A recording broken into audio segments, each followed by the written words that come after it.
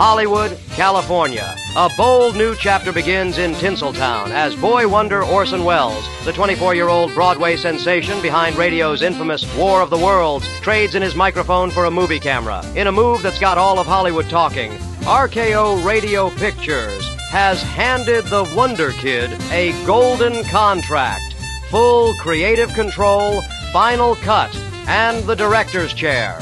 What's next for the man who scared the nation?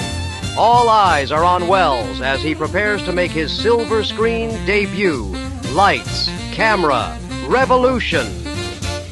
Were you aware of terror at the time you were giving this role? Were you aware that terror was going on throughout the nation? Oh, no, of course not. One doesn't believe in the radio audience much. You don't know whether they're listening or not. You have no idea how many people are listening and what they're thinking. I had every hope that the people would be excited as they would be at a melodrama. Do you think, Mr. Welles, that you might have taken unfair advantage of the public in using a method as a conveyance for authentic news? It is not a method original with me. It is used by many radio programs. Everyone's heard of the famous radio play by Orson Welles, War of the Worlds, that was seen as so realistic that many people around the country thought that it was actually the real live reporting from the scene of an alien invasion. Many people were packing their family and belongings into their car and driving out into the wilderness. It created pandemonium in the streets as people were thinking it was the end of times. It became a cultural sensation at the time and has become sort of mythologized legend even today. Like, everyone's heard that famous story, even if, it's a bit fast and loose with the facts of what actually happened. It gets exaggerated a little bit, but nuts and bolts of that really did happen.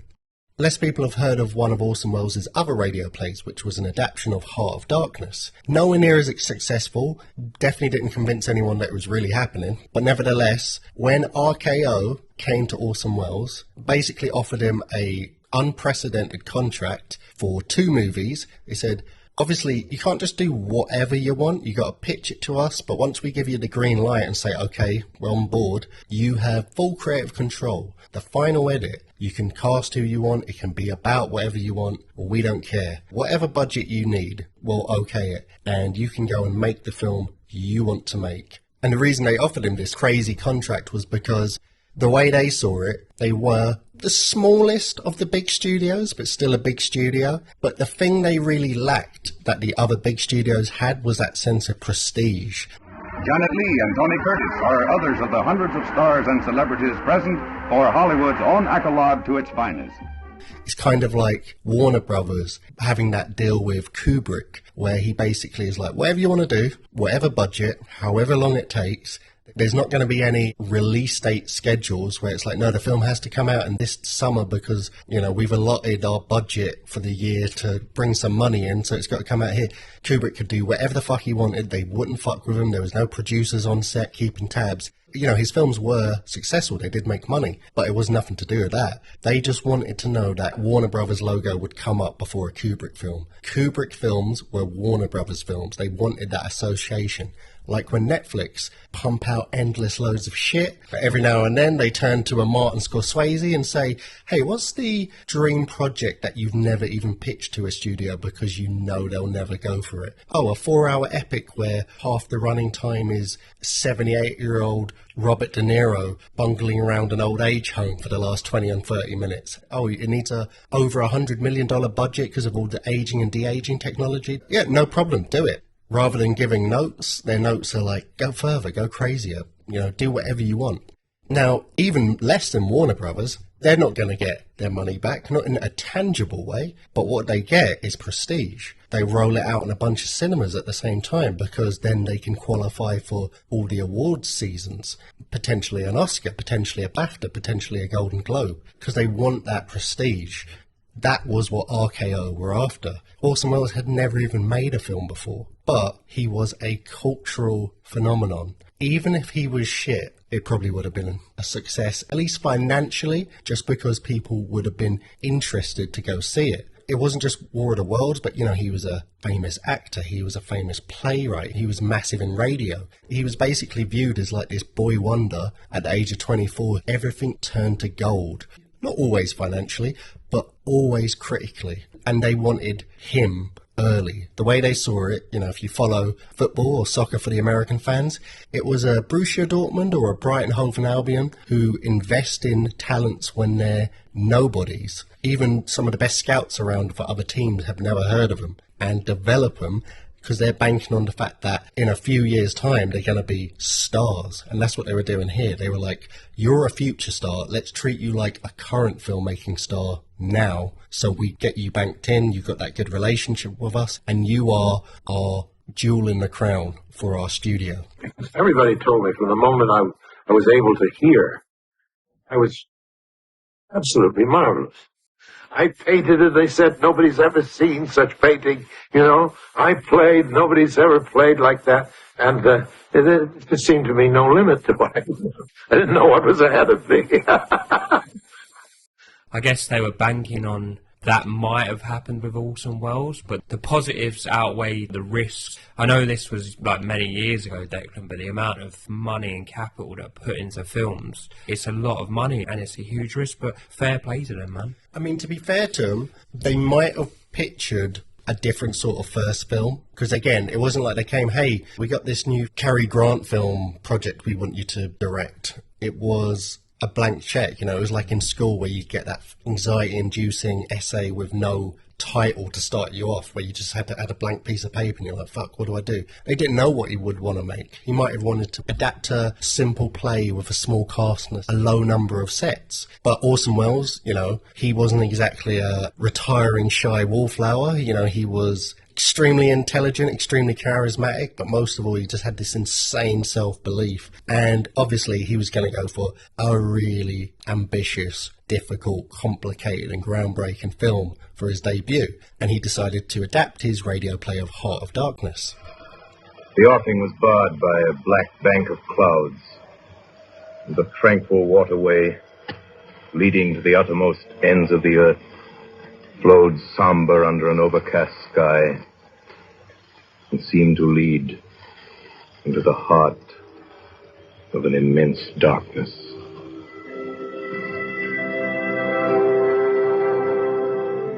Orson Welles and the Mercury Theatre on the Air have just brought you an original dramatization of The Heart of Darkness by Joseph Conrad, with Orson Welles as the author and as Kurth. Firstly, that's going to be a very hard film to make, because if you're going to adapt it faithfully, you need huge casts of extras from different backgrounds. You need a jungle setting. He, right from the get-go, said, I'm not filming on any sets. We can film some exteriors of the boat, maybe, build a set for that. I'm cool with that. But other than that, I want to actually go to the Congo. Didn't even want to compromise by being like, let's just go down to Bolivia. We got rainforests near us. We could probably fake it in fucking Florida in certain parts. But he was like, no, I want to go down to the Congo. I want to use actual Congolese locals as the extras for those scenes. I want to film it all on location, which was unheard of. You know, this was still the era of a painted backdrop with birds that never move, you know, in the old westerns and stuff, and the B-movie back sets, even for A-movies. But he was like, nah, I want to film it all on location.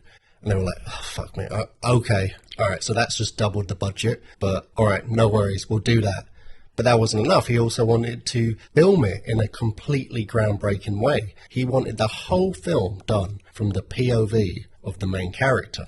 He wanted to play the two integral roles of the main character and narrator and Kurtz. But the whole film would be shot from a POV. He wrote an 185-page script, so this was going to be a real epic, but that didn't really scare studios back then. You know, every film was like 3 or 4 hours long. That was fine. But he meticulously planned 165 long, sweeping, difficult shots that would have taken so much choreographing, so much work and execution, especially for when they involved special effects or action sequences. I mean, that's already incredibly hard to pull off, but also when it's been done on location in Africa, not just Africa, in the Congo. I don't know if the Congo was as worn, torn and violent and unstable as it is now the past couple of decades, but I can't imagine it was great back then either. Even his producing partner was a bit like, this nearly just feels like self-sabotage, how ambitious and difficult you're trying to do all this. And all that is going by the fact that even if technically he got the POV camera style to work, you know, there's a reason you have an establishing shot of a scene and then you go in tighter. but you got to do that in a very different way for POV. And, you know, The Revenant is an amazing example where it's not POV, but it's all long takes and the camera kind of often lingers to you. It's not like a lot of static shots. It's all very handheld and stuff. You know, it works magnificently, but that is with an extra 60, 70 years of filmmaking technique being refined and the technology getting better. So it would have been so difficult, but everyone backed Orson Welles and no one backed him more than himself. Well, I was always called, when I was young, as the self-styled genius. All I heard about was the self-styled genius.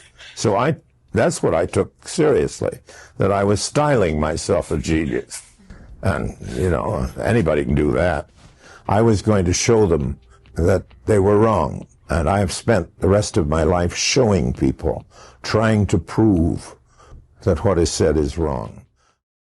Literally, he was not afraid of being self-conscious with the camera and making self-referential remarks with the camera and literally letting the audience understand, yes, the camera is looking through the floor up into the ceiling.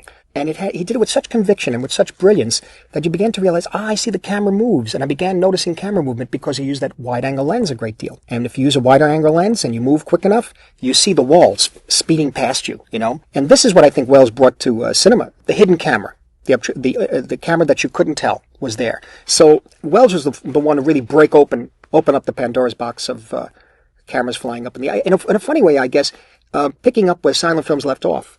I've discovered a camera, the Vivitar. It's a pocket camera with a great idea. The electronic flash is built in, see? Now my flash pictures don't have to be blurry or fuzzy because somebody moved.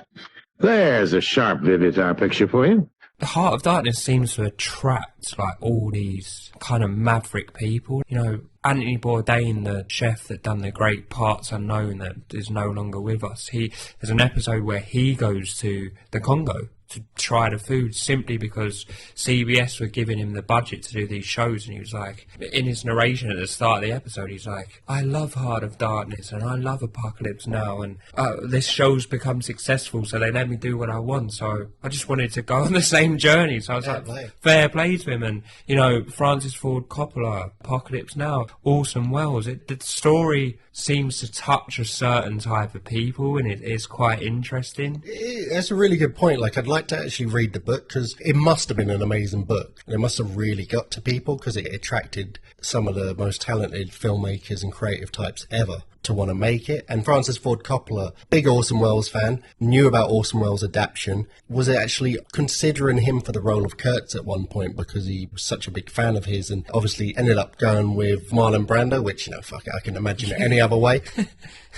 But it just showed that the legacy of this film lived on. You have a filmmaker like Orson Welles who could only make an Orson Welles picture, and that's all he could do. And I've never felt that of myself. I never felt I had a style. I always felt that I was styleless. I could tell a highly stylized story as told by the screenwriter, more adapt his style or her style, and I would be a good storyteller, but I don't feel I have a style. But Hitchcock had a style, and Scorsese has a style, and certainly Welles had a style.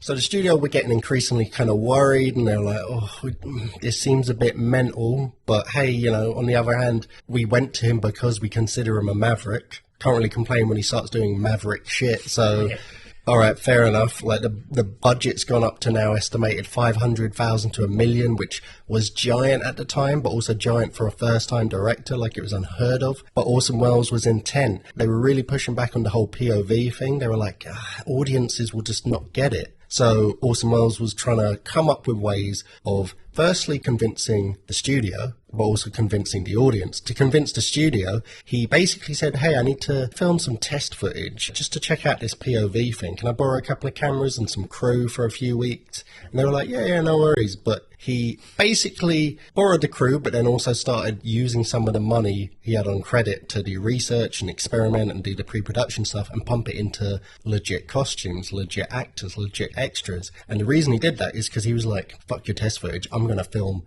a couple of actual genuine sequences. Now the studio found out and they were like, what are you doing? Like, you said you're filming test footage. Like, come on, what the fuck, man? But then he played the sequences, obviously in a rough cut still, but showed them it. And they were like, okay, we get it. It's still a bit out there. It's still a bit wild, but we can see the vision now. We get what you're doing. And also, it might just be a couple of sequences, but clearly you can direct. So they actually got way more on board on it, but they were still worried about the audiences. They're not going to get it.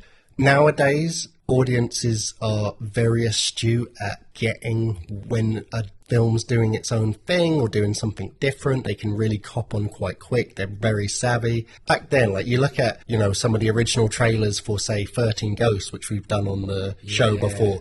The trailers for the films don't just try and give you a sense of the plot and try and get you to watch the film, but they'll be like, using special technology, we have these glasses. Just put them on and you will see the ghosts. Dun dun dun. With the funny 50s newsreel guy voice. So they were like, you need to explain this to the audiences better. So he envisioned an entire prologue scene that would have nothing to do with the film, in which he would come in, kind of like, when Hitchcock would kind of open his films, where he would actually be there talking to the audience. Orson Welles would come out and put a bird cage around the camera, so it'd be as if it's around the audience, and tell them to close his eyes and give them an electric shock. The sound would come in and they were supposed to get freaked out, and he was explaining, you are behind the character, you are in the lens of the camera, and that's what this film is going to be like.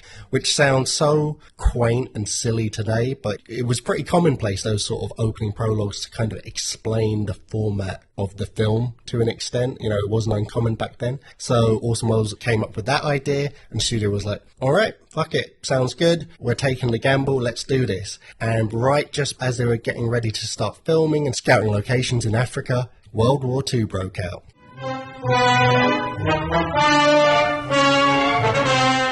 The Nazi Führer makes a quick tour in the conquered nation among the soldiers in captured towns. Poland divided between the Nazi Germans and the Soviets. He has an air view of the devastation that he decreed.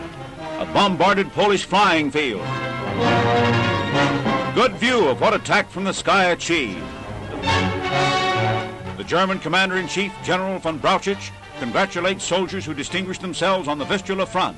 The general who directed the strategy of the Lightning War. Hitler. Hitler's at it again, mate. Old Hitler. Fucking messing everything up. That talented Austrian painter is denying us these great films. The bad guys.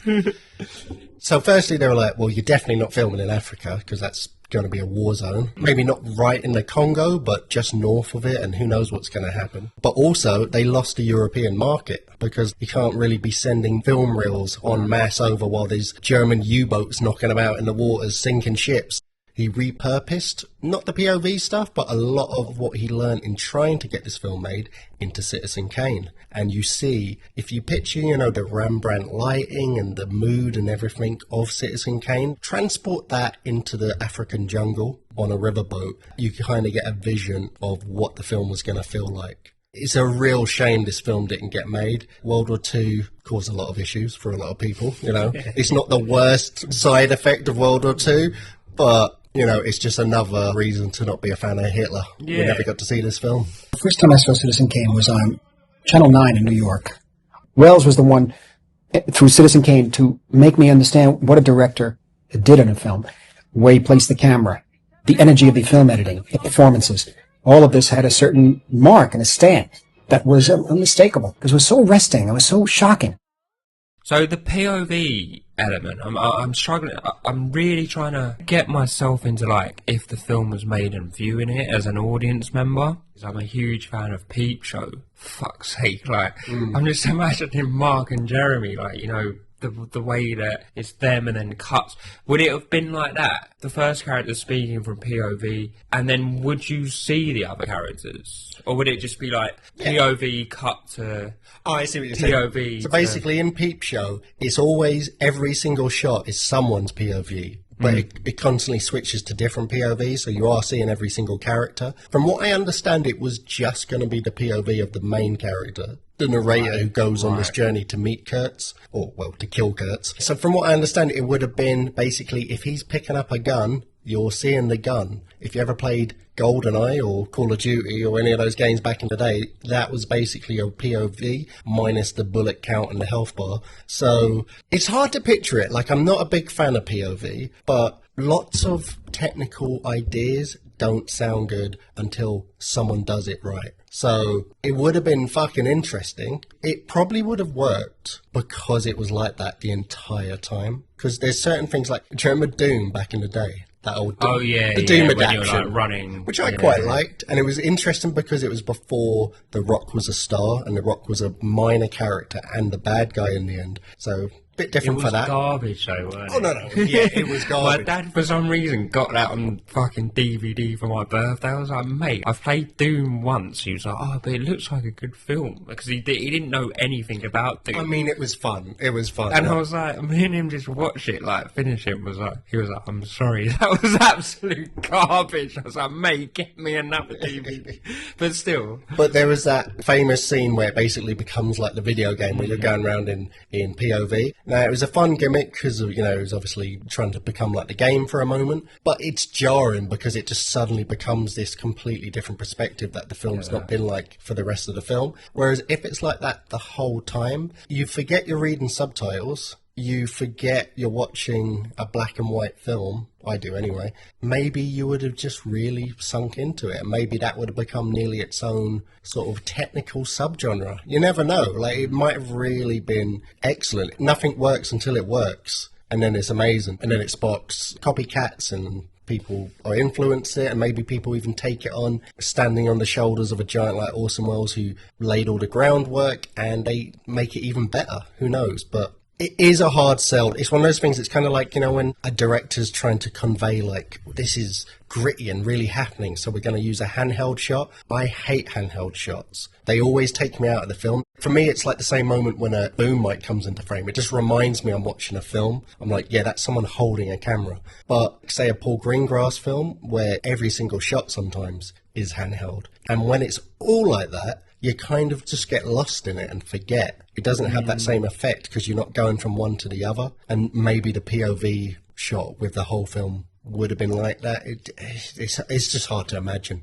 I'm so happy, most of all, that Orson Welles wanted to film on location in the Congo, because from everything I understand about Heart of Darkness, and I will read it after this episode, I want to watch The Wild Bunch and read Heart of Darkness at the same time. Sorry, the location of the Congo is like the main character. If it was going to be POVs the whole time and they weren't cutting to wide shots of like the boat going down the Congolese River, would we have missed great elements of the actual jungle? I guess you would have seen like the camera panning when they're having conversations and the jungle around and about, but I don't know how that would work. It's just a different atmosphere. There's been no establishing shots. There's no big wide shot of like chugging along in the Congo because it was all from the guy's POV. So I guess he'd wake up and look out, or he'd be watching the birds, and then someone would say, hello there, like, come over here, and he sort of looks around like, oh, I've got to go.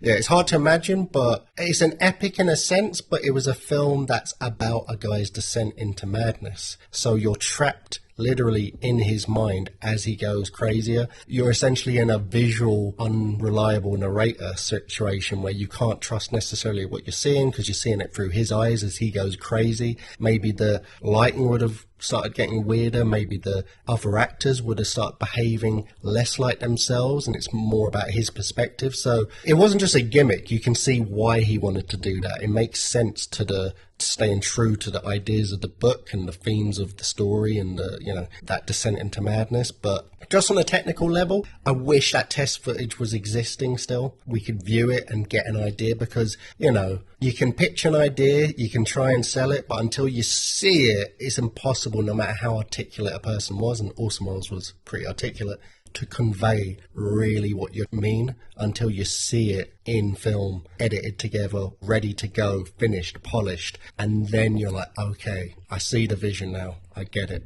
Seeing is believing, Declan. Put that on a poster. Orson Welles and the Mercury Theatre on the Air have just brought you an original dramatization of The Heart of Darkness by Joseph Conrad, with Orson Welles as the author and as Kurth. Action, please. Just do anything? No, sorry, cut. You're rolling. 102, take 2. Ah, the French campaign. 102, take 3. Action, please. The French champagne has always been celebrated for its excellence. So, Cut.